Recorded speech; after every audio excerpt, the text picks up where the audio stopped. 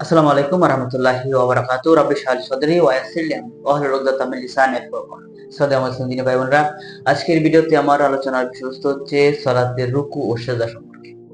ইনশাআল্লাহ তাআলা সংক্ষিপ্ত আলোচনা করব। সালাতের রুকু। সালাতের রুকু হচ্ছে সালাতের সবচেয়ে গুরুত্বপূর্ণ একটা রুকন, যার অর্থ হচ্ছে সালাতে বিনয়ী হওয়া বা নত হওয়া বা মাথা ঝোঁকা। সালাতেই যে রুকু সেটা হচ্ছে কোরআন ও সহিহ হাদিস দ্বারা প্রমাণিত। কারণ আল্লাহ পবিত্র কোরআনে বলেন সূরা বাকারা অধ্যায় নম্বর 2 আয়াত নম্বর 43 আল্লাহ বলেন ওয়াকিমুস সালাতা ওয়াতু যাকাতা ওয়ারকাউ মাররাহিম, মানে তোমরা সালাত আদায় করো, যাকাত দাও এবং রুকুকার দেশে রুকু করো।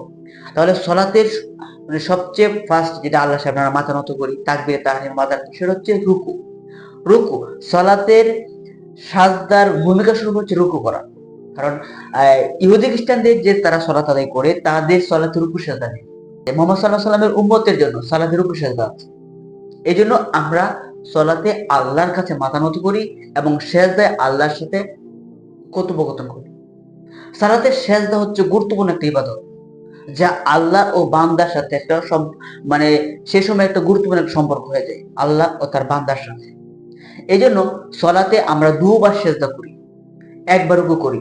কারণ দুবার সেজদা করার কারণ হচ্ছে আমরা যেন আল্লাহর সাথে আরো ঘনিষ্ঠতা এবং আল্লাহর সাথে আমরা কথোপকথন আরো ভালো হয়, সেই জন্য আমাদের সালাতে দুবার সেজদা করতে হয়, একবার রুকু করতে হয়।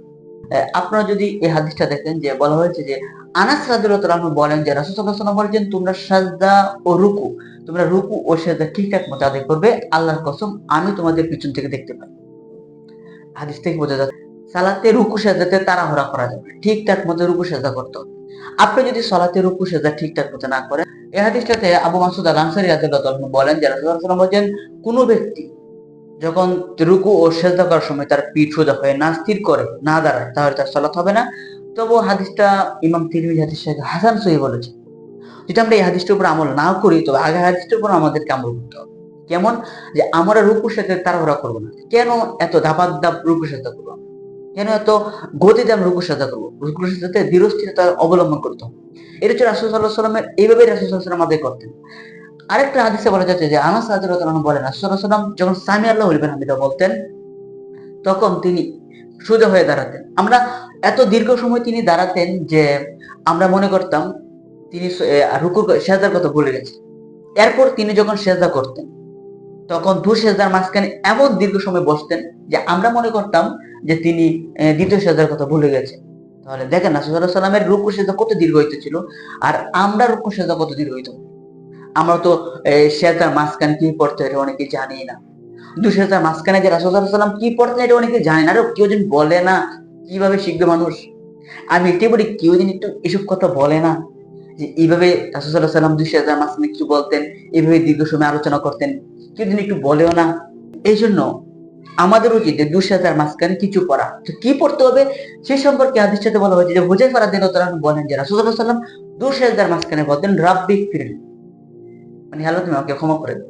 তো সহজ একটা জিনিস, আপনি রুকু করেন না, এই রুকুতে যান, রুকুতে যাওয়ার সোজা দাঁড়ান, দাঁড়ায়া তারপর এই জায়গায় একটু 1-2 সেকেন্ড দাঁড়ান, 3 সেকেন্ড দাঁড়ান, দাঁড়ানোর পর সেজদাতে যান। কেন এত তাড়াহুড়া করতে হবে?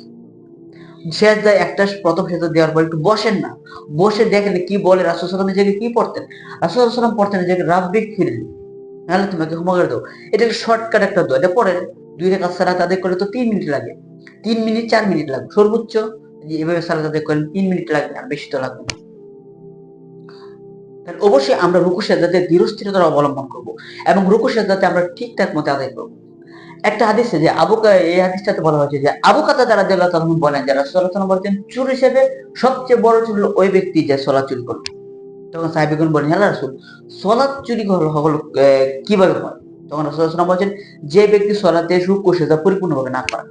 যে আমি আপনার যে সালাতে রুকু সেজদা সেটা কি মনে করছি পরিপূর্ণ হয়? কিছু কিছু মানুষকে দেখি যে এত স্পিডে রুকু সেজদা করে, কি পড়ে না পড়ে উনি জানেন, আল্লাহ জানেন।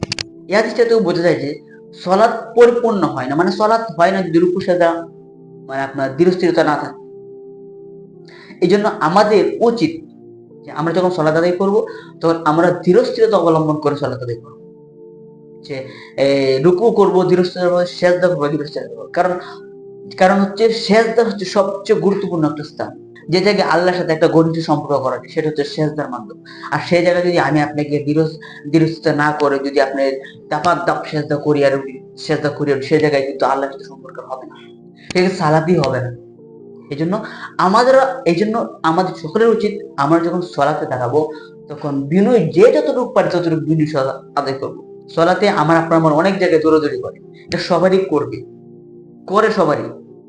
এই জন্য আমরা যতটুকু পারি মনকে ধরে রাখবো এবং সলাতে রুকু সেজদাটা আমরা পরিপূর্ণভাবে আদায় করবো। আজকে পর্যন্তই। আল্লাহ আমাদের সকলকে ভালো রাখুক এবং সুস্থ রাখুক।